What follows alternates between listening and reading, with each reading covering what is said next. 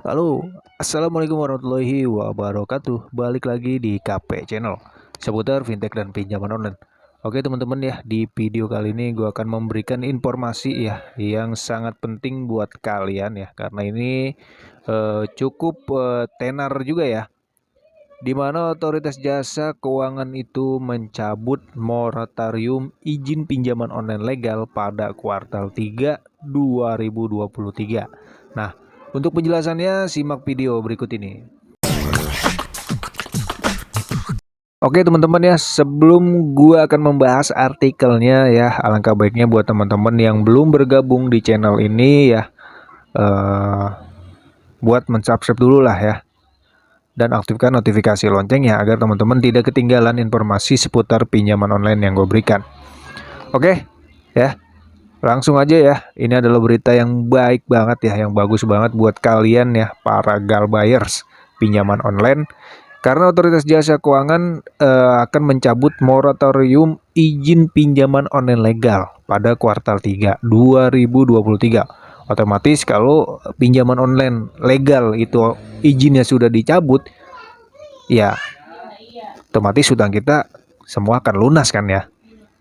Ya mudah-mudahan seperti itu gitu. Nah, di sini gue akan membacakan artikelnya teman-teman ya. Jakarta Otoritas Jasa Keuangan OJK mengungkap moratorium izin finansial teknologi fintech peer-to-peer lending, P2P lending, atau yang disebut dengan pinjaman online, pinjol legal akan dicabut pada kuartal 3 2023 ini.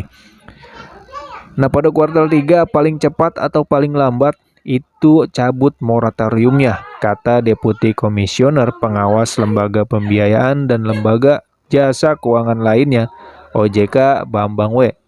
Budiawan kepada wartawan di Jakarta ya, Selasa 16 Mei 2023. Nah, dengan dicabutnya moratorium fintech, Bambang menyebutkan akan ada kesempatan bagi pemain baru untuk menjadi penyelenggara fintech P2P lending. Ia pun mengimbau kepada para peminat P2P untuk menyiapkan persyaratan yang diperlukan. Nah, adapun persyaratan yang perlu disiapkan antara lain ya permodalan, infrastruktur, teknologi informasi, kelengkapan dokumen, serta persyaratan lainnya. Sekarang ini kami imbau kepada peminat P2P untuk mempersiapkan diri sehingga prosesnya cepat. Imbuh Bambang.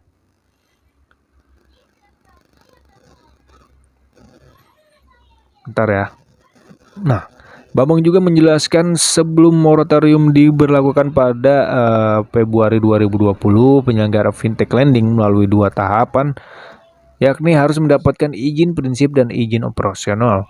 Kemudian disederhanakan di mana para penyelenggara fintech dapat langsung mengajukan izin operasional kepada otoritas jasa keuangan. Sebagai informasi ya, kinerja fintech peer-to-peer lending pada Maret 2023 masih mencatatkan pertumbuhan dengan outstanding. Pembiayaan tumbuh sebesar 36,45% secara tahunan. Meningkat Rp 0,93 triliun menjadi 51,02 triliun. Sementara itu tingkat resiko kredit secara agregat ya TWP 90-nya itu tercatat naik hingga 2,81% teman-teman. Pak Triyono juga menerangkan bahwa fokus utama OJK saat ini adalah membenahi industri P2P lending atau pinjol ya. Setelah rampung kemudian di moratorium itu baru ya. Nah, dia pun tak memungkiri pertimbangan itu juga berdasarkan pada arahan Presiden Joko Widodo yang memiliki pesan khusus soal moratorium, termasuk tak terpusat di Pulau Jawa saja. Dia pun mengatakan bahwa Jokowi ingin industri fintech P2P lending itu menyebar dan hal itu yang tengah diusahakan OJK. Sementara itu Triyono tak bisa memastikan waktu tepatnya moratorium itu dicabut. Namun diperkirakan sekitar semester 2 tahun ini.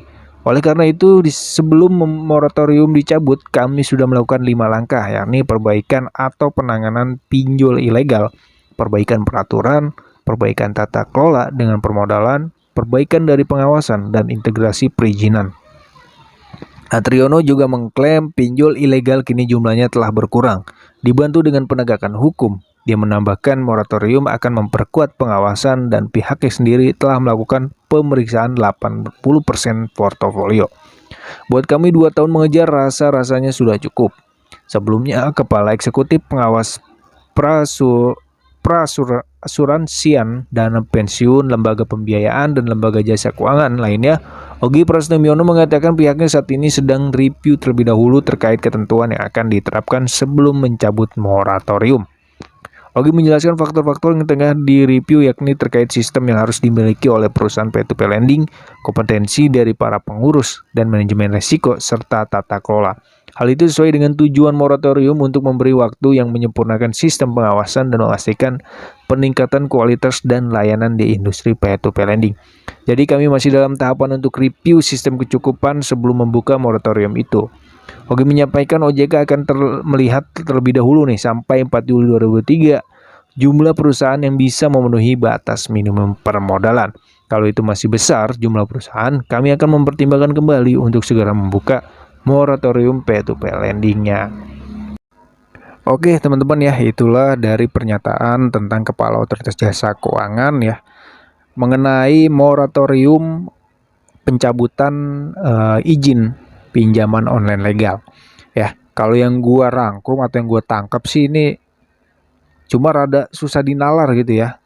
Mungkin dari teman-teman bisa berpendapat, boleh tulis di kolom komentar ya. Kalau menurut gua ya, dari moratorium Otoritas Jasa Keuangan atau Kepala OJK yang mengatakan bahwa pinjol itu izinnya itu akan segera dicabut ya, pinjol legal. Tetapi kan di situ ada aturannya gitu ya.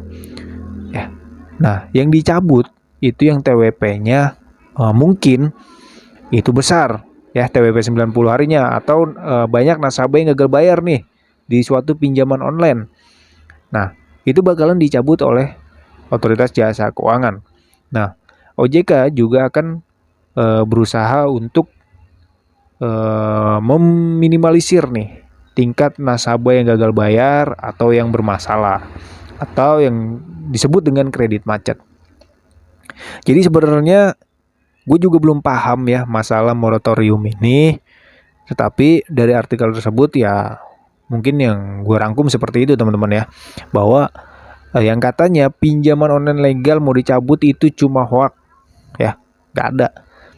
Mungkin kalau pinjaman online ilegal itu ya benar. Kalau pinjam legal ya kayak seperti Shopee, Kredipo, Akulaku, Kredit Pintar, isi cash ya itu tetap beroperasi teman-teman ya, nggak ngaruh gitu. Nah kenapa? Karena di belakangan ini ya iklan-iklan pinjol gitu, coba kalian lihat ya di YouTube, di TV ya, di TV belum ada sih ya. Nah di beberapa platform gitu ya banyak iklan pinjaman online gitu ya. Nah dari situ aja kita sudah menyimpulkan bahwa ini nggak ada matinya gitu ya, pinjaman online ini nggak bakal bisa berhenti total.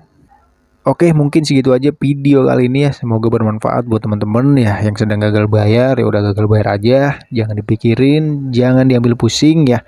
Jangan sampai gali lubang tutup lubang. Itu pesan gua teman-teman ya.